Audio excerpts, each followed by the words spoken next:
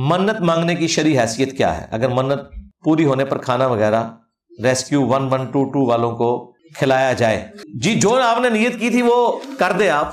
اگر جنرل کی تھی تو جنرل کھلا دیں، اگر اسپیسیفک کی تھی تو اسپیسیفک کھلائیں. باقی منت کے بارے میں بخاری مسلم میں آیا کہ منت سے کنجوس کا مال نکلتا ہے، مصیبت کو نہیں ٹلتی. مصیبت تو صدقہ اور خیرات اور دعا کرنے سے ہی ٹلتی ہے بھائی، لیکن منت پوری کرنا ضروری ہے.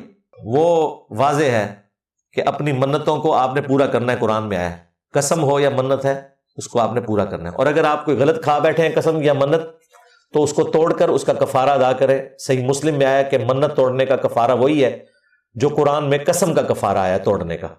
سورۃ المائدہ کی آیت نمبر 89 میں ایک غلام آزاد کریں جو آج کل آبسلیٹ ہے، یا آپ 10 مساکین کو کھانا کھلائیں گے یا انہیں کپڑے لے کر دیں گے، اور اگر غریب ہیں تو 3 روزے رکھ کر کفارہ ادا ہو جائے گا. پھر آپ کو منت بھی پوری کرنے کی ضرورت نہیں. کئی لوگوں نے منت ماننی ہی ہوتی ہے نا، پاس ہو گئے تو پوری زندگی 2 نفل پڑھیں گے، ایک ہفتہ تو پڑھ لیتے ہیں. بعض لوگوں نے 1000 نفل بھی مانے ہوتے ہیں. چپ کر کے پائی وہ منت توڑو تے کفارہ ادا کرو.